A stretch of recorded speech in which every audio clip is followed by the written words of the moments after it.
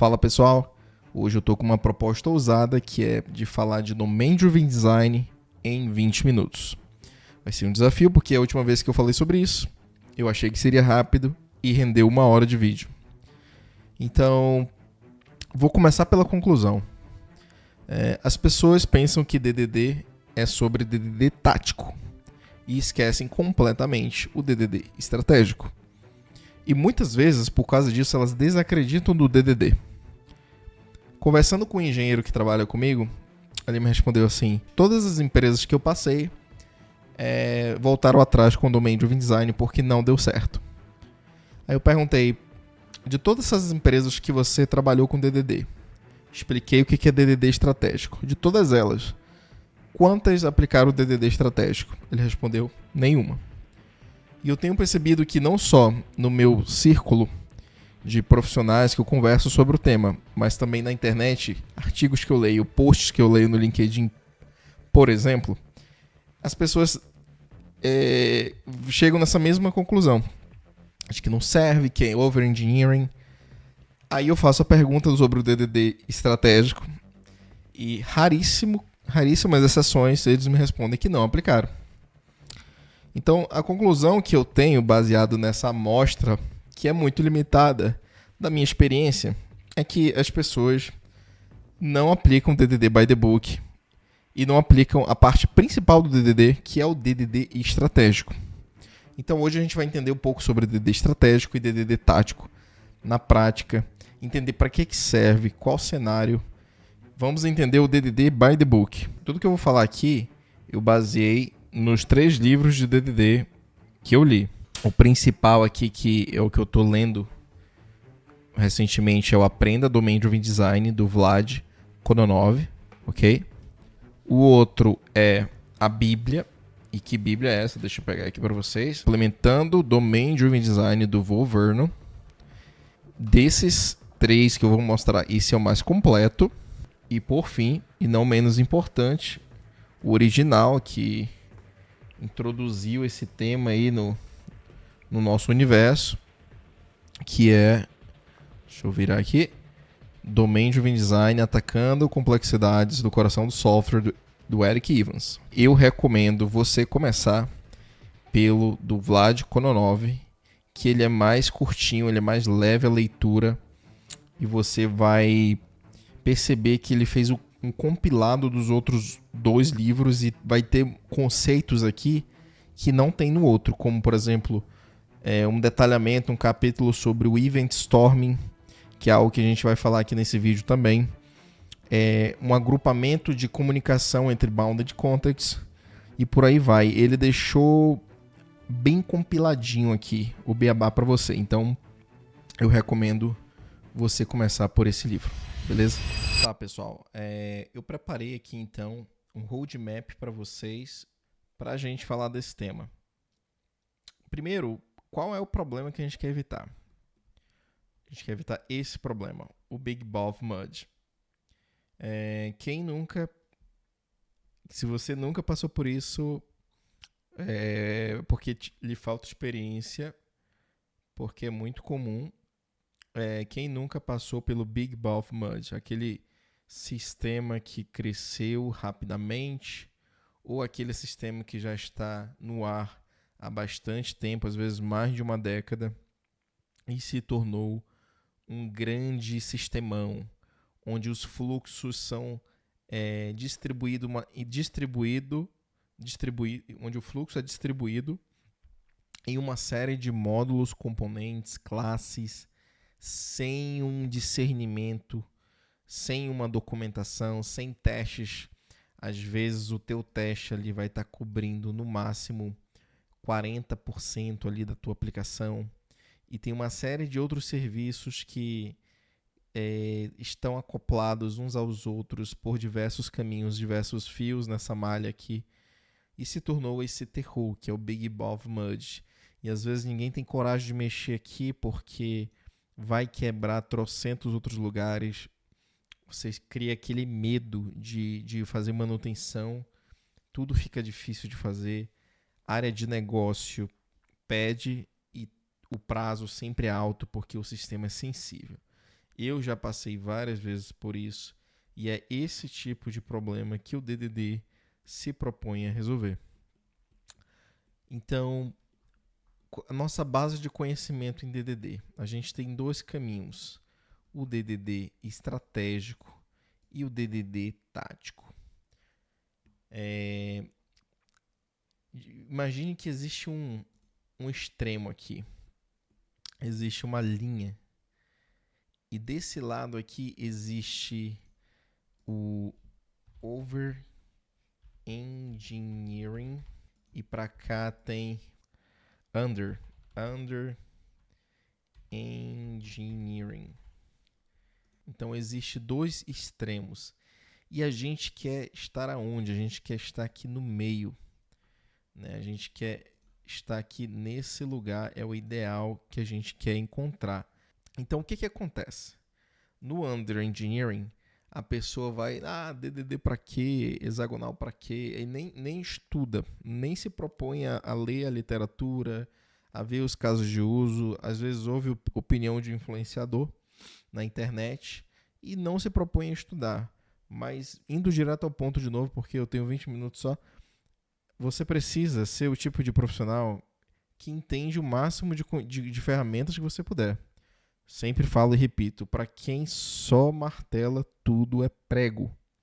Se você só tem um martelo na sua mão de ferramenta, você vai martelar tudo. Tudo você vai querer usar o martelo. Então, você precisa ter um leque de ferramentas e o Domain Driven Design é uma delas.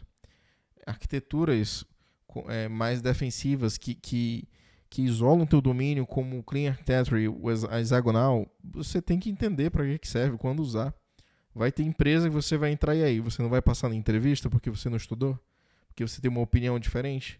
Vai perder oportunidades. E muitas vezes oportunidades para trabalhar com software enterprise. Então, geralmente, essas empresas elas vão tentar coisas como arquiteturas mais sofisticadas. Por isso que eu te falo, estude DDD e é para isso que a gente está aqui.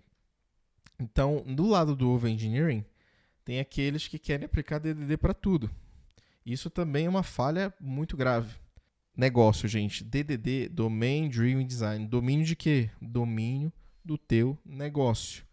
E nesse negócio a gente tem, nesse método de usar negócio, de lidar com negócio, você tem duas formas de trabalhar com o DDD. É a forma estratégica e a tática. As pessoas vêm e começam aqui, ó. Elas criam um boilerplate de camadas ali. Vamos pegar aqui o infrastructure layer, vamos pegar aqui o domain layer, vamos pegar o application layer. Pronto, é DDD. Cria as pastinhas, é DDD. É DDD? Isso? Não, isso não é. Tá longe assim, passou, ó, distante, tá? Mas vamos chegar nessa parte. DDD tático é sobre isso.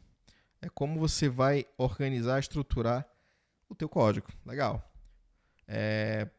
Tem um pouco disso também, mas o principal está desse lado aqui.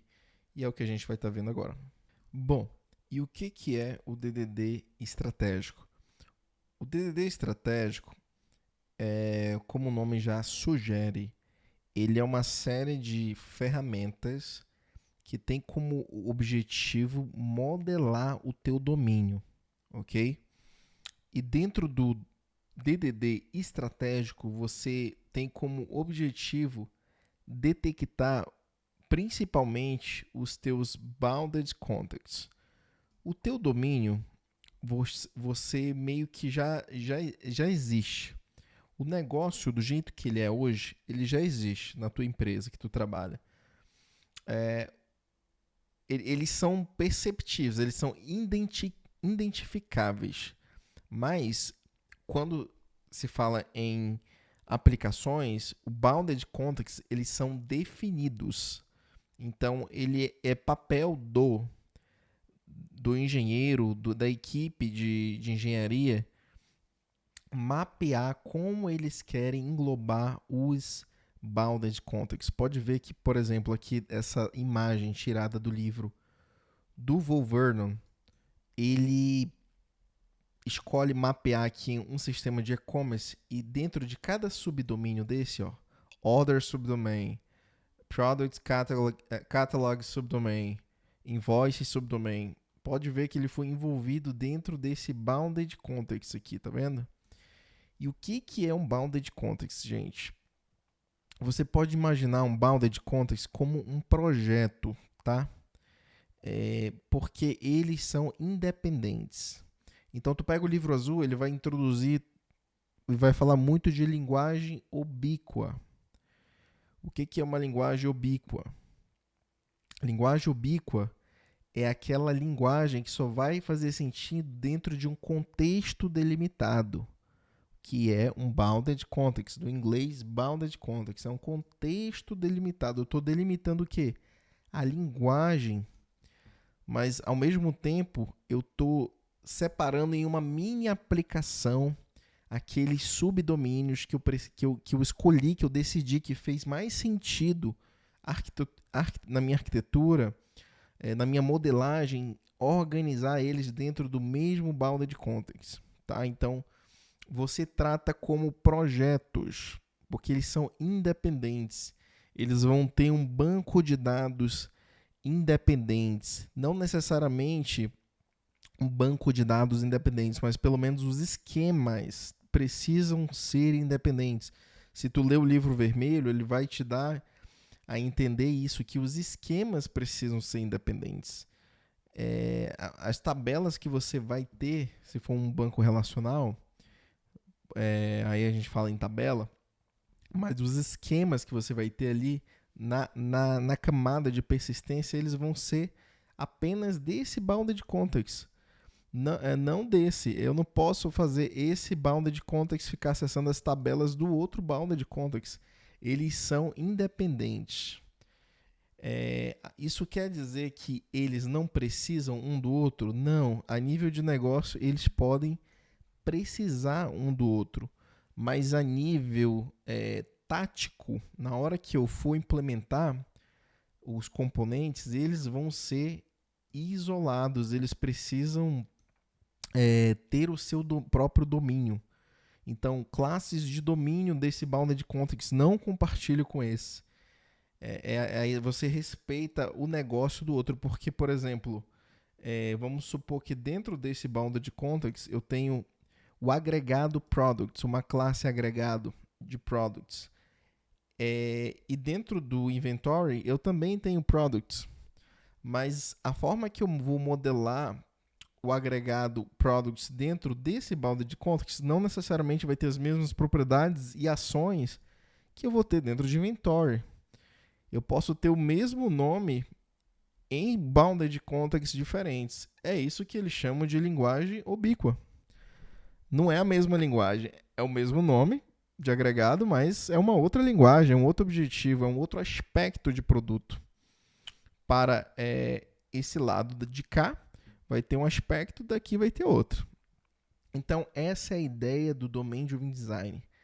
Eu vou isolar em bounded context, porque dessa forma eu posso pegar esse bounded context e alocar para uma squad, porque vai ser completamente independente.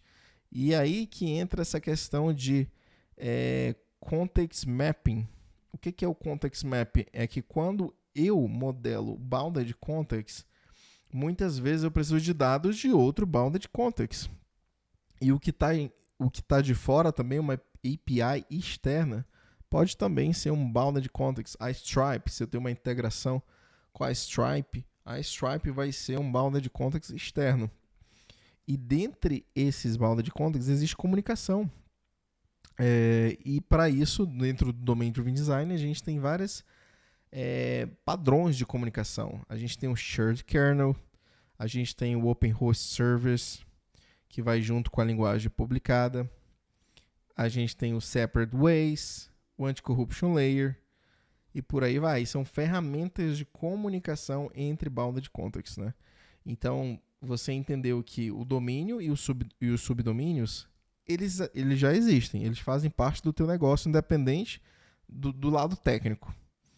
Eles vão estar lá. Eles só não foram mapeados. Quando você vai começar uma modelagem, um mapeamento do teu negócio, você vai identificar quais são os domínios e o domínio como um todo e os subdomínios. Show! Aí quando você vai partir para a parte de modelagem e implementação, você vai escolher como você vai englobar cada subdomínio dentro de cada balda de context. É um mapeamento da engenharia. Pode ser da forma que você quiser. Né? Mas domínio como um todo e subdomínios, eles não são... eles não estão no teu controle. Isso é o negócio que define. É a empresa que define. Você só identifica eles. Você não cria eles. Você identifica. Agora, o que está no teu controle é a definição de bounded context e o context map entre cada um. Você vai organizar essa aplicação de acordo com o que fizer mais sentido, for mais coeso, entendeu? Que vai no final otimizar tempo, que vai evitar integração desnecessária, excesso de separação também não é legal. Às vezes faz sentido ficar junto no mesmo lugar, porque você separa tudo, aí tudo funciona via comunicação, para tudo vai ter que ter uma API, para tudo vai ter que ter evento, aí fica mais complexo. Às vezes faz sentido botar tudo dentro de um bounded context só, alguns desses subdomínios principais. Então é para isso que serve o bounded context, beleza? Então, só que a gente entendeu algumas ferramentas estratégicas para você modelar o teu sistema. E uma delas que eu mais gosto é o Event Storm. O Event Storm, ele é uma cerimônia que a gente reúne vários agentes de negócio para poder, então, fazer uma modelagem de eventos. Então, ele funciona com post-it, mas dá para fazer online também. Eu vou deixar esse artigo para você, Event Storming, do DDD.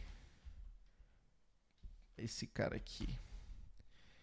Eu vou deixar esse artigo para vocês lerem.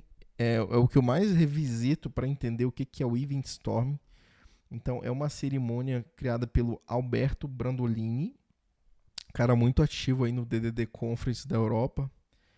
Ele que inventou essa metodologia. Então, todo mundo senta, todos os profissionais, especialistas de domínio, que são os caras de negócio, as pessoas de negócio, e todo mundo vai criar uma comunicação. Então tem uma série de estrutura, tem uma estrutura e uma série de passos para você pegar aqui, por exemplo, os principais eventos, aí identificar o que é comedy, o que é actor, identificar sistemas externos, identificar policies, invariants, quais são as read models, por fim os agregados e descobrir também os bounded contexts. Pode ver que são post-its, cada cor representa algo aqui. Isso te ajuda a visualizar, modelar o teu domínio. Eu não acho que eu vou conseguir terminar em 20 minutos esse vídeo, mas eu vou tentar correr aqui. Eu já prevejo que eu vou falhar com vocês. Então, como que fica? Esse é o que eu estou fazendo do sistema agora, mas... E tem um mapa aqui, né? Então, isso aqui é um comedy, um actor e os eventos são os laranjas. Então, um command aqui, para o IAM, por exemplo, é um bounded context, eu já mapeei, já está mastigadinho aqui para vocês. O meu sistema, que eu vou mostrar na prática para vocês, eu mapeei em 3 bounded contexts, que é a parte de billing, a parte de stay, que é a parte de hotel, é um sistema de hotelaria, uma cópia do Airbnb, por exemplo. Não é uma cópia, bem parecido, a mesma proposta do Airbnb. E eu fiz uma parte de IAM, Identity and Access Management, tipo da AWS, né, que tem o IAM lá. Eu fiz uma parte para gerir o usuário. E aqui dentro eu mapeei, esses outros dois estão em progress, eu estou fazendo o Event Storm deles ainda. Mas o que eu já mapeei, só para você ver a carinha do Event Storm, é isso. Então tem um Actor User, que tem um comando, Register User, e aqui tem uma constraint, uma invariant. Ele tem que ser unique o e-mail, é uma regra que vai no agregado. Então eu já consigo ver que isso aqui vai no agregado, porque eu já tenho essa experiência. Se eu for aplicar o DDD tático, agregado, eu já estou falando de DDD tático. Então, só eu estou falando umas coisas aqui, já estou pulando, né? Mas, O estratégico é modelagem, visão macro. Tático é implementação dos componentes do teu sistema. Aí se eu for usar o DDD tático e falar em agregado, aí tá aqui. Agregado vai envolver entidades, value objects, domain events, né, mapeamento ali dos teus subdomínios e a separação física ali em pastas dos teus bounded contexts, que você já identificou onde? Na minha modelagem aqui, que a gente está fazendo agora. Então, ó, eu já identifiquei que o meu sistema tem 3 bounded contexts. Dentro desse bounded context, estou fazendo a gestão desses elementos aqui, desses actors, que tem esses eventos principais, eventos de domínio. Então, user, comando, evento, e aqui tem as invariants, ok? E aqui tem as policies, que são as coisas que eu faço em resposta ao meu evento. Então, quando esse evento acontecer, quais coisas eu preciso tomar ação? E essas policies muitas vezes são triggers para outros comandos que vão disparar novos eventos em cadeia. Então, basicamente é essa cerimônia. Eu vou mostrar para vocês aqui como é que é a carinha de um outro sistema que eu fiz, o Event Storm. Ó, pode ver que esse aqui já está bem mais completo. Esse aqui é um curso, é um sistema de educação. Então, ó, aqui já tem vários agregados. Ó. Tem a parte do Bounded Context, é tudo isso aqui, ó, o Bounded Context. A gente foi mapeando o Event Storm e no final a gente identificou, isso aqui vai ser um Bounded Context, esse aqui vai ser outro, o Student Learning, esse aqui vai ser outro, o Certificação. E a gente conseguiu mapear quais são os principais eventos do sistema. E a partir daqui, para quem já está acostumado, consegue extrair os agregados, extrair os eventos de domínio. E tudo isso já faz sentido. Né? Aí vem um outro ponto que a gente consegue fazer também, que é a parte de Context Mapping. Então, eu peguei, por exemplo, de volta aqui o meu sistema de hotelaria. Esse era um sistema de educação que eu estava mostrando de exemplo. Aí, estou fazendo esse aqui do vídeo para vocês. Né? Eu fiz a primeira parte do Event Storming, mas a parte de Context Mapping está feita. Então, ó, esses 3 Bounded Contexts possuem aqui a mesma referência aqui embaixo. Para o Stay, para o IAM, para o Billing e para o Stripe também, que é um Bounded Context externo. Então, ó, aqui a gente já entra na parte de Context Mapping, que é como esses Bounded Contexts se comunicam. Se você vê a parte do Vlad Kononov, no livro dele, a parte de integração, você vai ver que tem várias formas de você comunicar entre Bounded Contexts. E uma das que eu mais uso no meu dia a dia, que é essa parte aqui, é esse cara, que é o Open Host Service, junto com a linguagem publicada. Então, é basicamente eu expor um contrato público, uma API, por exemplo, que outro Bounded Context vai consumir, mas essa API ela é uma abstração, ela não expõe o domínio do Bounded Context. Ela faz um mapa do domínio interno desse Bounded Context para o que vai ser público. Dessa forma, eu posso até mudar o meu domínio, mas o que é público continua igual. Né? O que muda internamente, ninguém fica sabendo lá fora, porque o contrato público continua o mesmo. Tá? Essa é uma das formas mais comuns que você vai ver. E pode ser tanto via evento, assíncrono no caso, ou síncrono, por uma API direto, mesmo como se fosse um microserviço consumindo o outro. Mas não necessariamente dentro de um microserviço. Isso pode ser um monolito modular. Eu posso começar em um monolito modular, esses 3 Bounded Contexts, e para economizar em número de deploys, infraestrutura, etc. E cada Bounded Context desse, pessoal, é estrangulável. Essa é a ideia do DDD, separar em Bounded Contexts. É por isso que eles são independentes, é por isso que cada um tem os seus esquemas. Podem até compartilhar o mesmo banco de dados, desde que os esquemas sejam isolados. Né? Se você quiser economizar em infraestrutura. Tá? Então, essa é a ideia. Você já deixa tudo pronto para um possível estrangulamento, para uma separação. Você pode, se você tem tendência a ter várias squads para cuidar de cada coisa, Isso aqui é uma maravilha. Você separa as coisas, não tem conflito na hora do deploy, né? Todo mundo caminha independente, sem um quebrar o fluxo do outro. E tudo que você precisar do outro time, você expõe via esse contrato público que é a Published Language, que é a linguagem publicada. Tá? Essa é uma forma de context mapping que eu uso bastante, mas tem outras que você pode acessar lá. Tem o Shared Kernel, tem o Separate Ways, que é caminhos separados, e por aí vai. Tem outro, o conformista, que você um agente externo expõe, você simplesmente aceita. Você é conformado com esse poder, né, que ele tem sobre você. Muitas vezes é assim que esses bounded contexts vão caminhar. Okay? Então você entendeu já que um dos pontos principais é formar bounded contexts para que você possa caminhar separado. Bom, pessoal, como vocês já viram que eu falhei miseravelmente em terminar em 20 minutos, já passei alguns minutos aí do combinado, eu vou fazer o seguinte, eu decidi, a gente tinha um projeto prático para ver, que é esse aqui, ó, é o Guest Hub, é o sistema de hotelaria que eu fiz usando essa modelagem estratégica. Eu fiz o tático, que é a implementação, a organização do projeto nesse sistema. Pode ver que já tem aqui os usuários cadastrados certinho. O sisteminha já está todo certinho, né? E para cada situação aqui dentro do hotel, por exemplo, como confirmar a reserva, já vai disparar um evento de domínio e já vai fazer tudo funcionar. Já vai ter bounded contexts ouvindo, outros bounded contexts ouvindo esse evento, que é um evento, por exemplo, que pertence ao stay.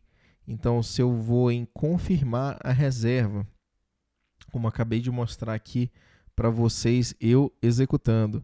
Então, eu vou emitir qual evento? O Reservation Confirmed Events. Então, isso está tudo mapeado. Quem vai ficar ouvindo isso é o billing. Então, um pagamento, o billing precisa dessa confirmação para executar processos internos. E assim, reversamente também. Pode ver que o stay precisa estar conectado ao billing de algumas formas.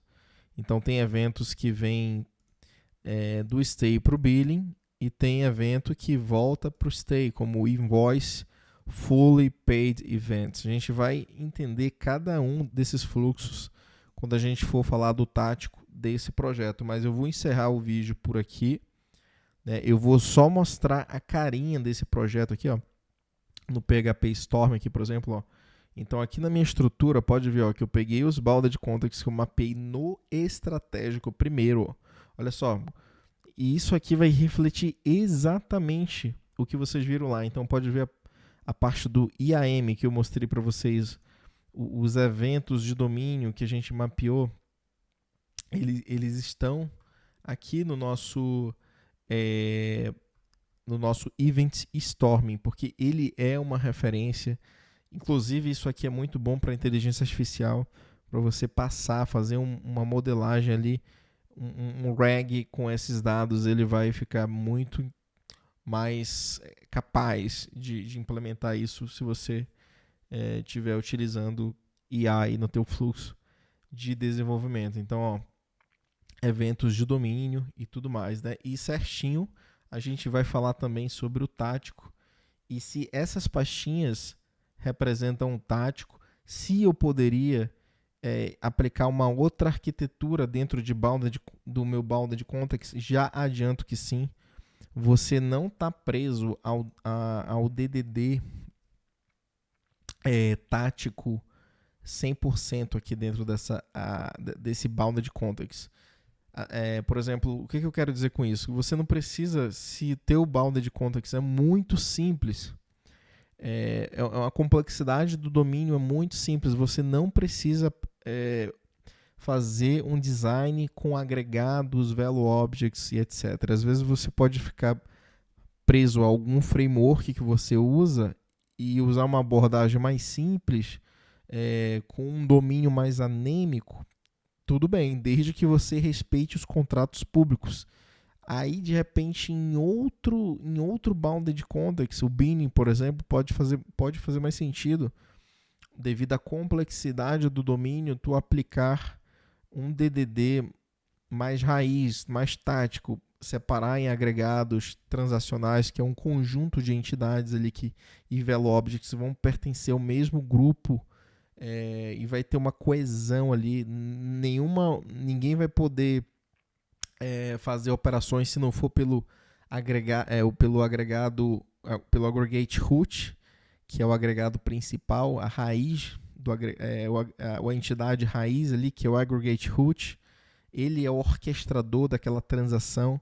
Então a gente pode ver um pouco sobre essa modelagem de agregados e quando que eles brilham. Mas no momento que você separou tudo em bounded context independente, você não está preso. Esse aqui pode, por exemplo, ter hexagonal, esse aqui pode ter clean architecture, esse aqui pode ser uma simples arquitetura em camadas ou alguma versão ainda mais simples que você, enfim, ver que precisa ou não. Essa é a vantagem do estratégico, porque você mapeia teu domínio, você entende quem são os teus bounded contexts e a partir daí você toma decisão técnica, inclusive arquitetural. Eu não preciso decidir agora, não tem boilerplate, eu não decidi nada ainda, eu estou mapeando o meu sistema. Né? Mas no meu caso aqui, como é um teste que a gente está fazendo aqui, eu acabei aplicando o DDD tático em todos eles para a gente ver a carinha dos agregados, das entidades, dos value objects, dos eventos de domínio funcionando na prática, tá bom? Então, estou adiantando já um pouquinho. Né? Essa é a carinha do sistema. Já vou deixar esse código para você brincar. Né? Você vem aqui no terminal, digita make go, já vai funcionar tudo automaticamente. Né? No caso aqui, ele vai parar os meus containers. Make é um comando do Linux que é um orquestrador de comandos do Linux, mas por trás dos panos esse make go vai executar o Docker, vai rodar um monte de coisa que precisa aqui do projeto. Por fim, vai executar o vit e esse projeto aqui vai rodar. Tá? Então é só para você ver aí como que funciona. Eu convido vocês a testar, olhar e ver se faz sentido ou não. Às vezes tu tem mais experiência do que eu em DDD, eu aceito um code review seu, tá? Os próprios livros falam sobre isso, que o teu domínio ele vai mudar, a primeira versão do teu projeto não vai ser boa, aí você vai fazendo refactoring e o teu modelo vai criando corpo. Quando vê no meio do projeto assim, depois de refinamentos e tal, você alcançou o domínio ideal, você alcançou uma modelagem ideal. Mas essa é a graça do DDD, porque a gente acaba, como a gente isola domínio e a gente aplica arquiteturas que tendem a isolar o domínio, fica fácil fazer refactoring, entendeu? Precisar mudar uma regra ou outra, um conceito ou outro, fica fácil de aplicar constantes refactoring, trabalho de refactoring no código, porque eles são com baixo acoplamento e alta coesão. Então essa é a vantagem aí do DDD, tá? Times maiores brilha pra caramba. Então na empresa aqui que eu trabalho, a gente tem 13 squads. A última vez que eu vi, são 13 squads. É muita gente trabalhando, enfim, a empresa deve ter mais de 300 funcionários hoje. O time de engenharia é grande. Então faz sentido no nosso monolito modular a gente separar por times aí de 3 a 4 desenvolvedores, engenheiros e com líderes, QA e tudo mais. Faz sentido separar para cada squad os bounded contexts. Então, para o nosso contexto, brilha muito. Mas eu diria o seguinte, que o DDD estratégico ele é aplicável para qualquer projeto. Qualquer projeto. né? Porque mesmo que seja uma API o teu projeto, por exemplo, vamos supor que fosse só esse aqui o teu projeto. Vamos supor que fosse só esses dois pontos aqui, uma API e conecta com Stripe. Cara, isso aqui, só de tu modelar o estratégico, tu já pelo menos tem uma noção aqui dos eventos que acontecem aqui dentro desse Bounded Context, entendeu? Não precisa criar agregado e tudo mais, não precisa aplicar o DDD tático, mas tu tem uma modelagem sistêmica. E conforme teu time for crescendo, tu vai atualizando essa modelagem e tu vai tendo controle a nível de domínio, porque isso é uma modelagem de domínio que vai te guiar nas tuas decisões arquiteturais ao longo do tempo. Então, estratégico, qualquer projeto cabe. Tático, eu diria que você tem que cada caso é seu caso, tá? Eu não começaria num time pequeno de startup com DDD tático. Não começaria. Eu começaria com estratégico, fazendo uma modelagem sistêmica de domínio e tal. E conforme a evolução do time, às vezes nunca vai crescer. Às vezes vai ser aquela startup enxuta por uns 5 anos. Aí você vai aplicar um DDD? Não aplicaria. Perda de tempo, complexidade prematura, abstração prematura. Comece pequeno, comece simples.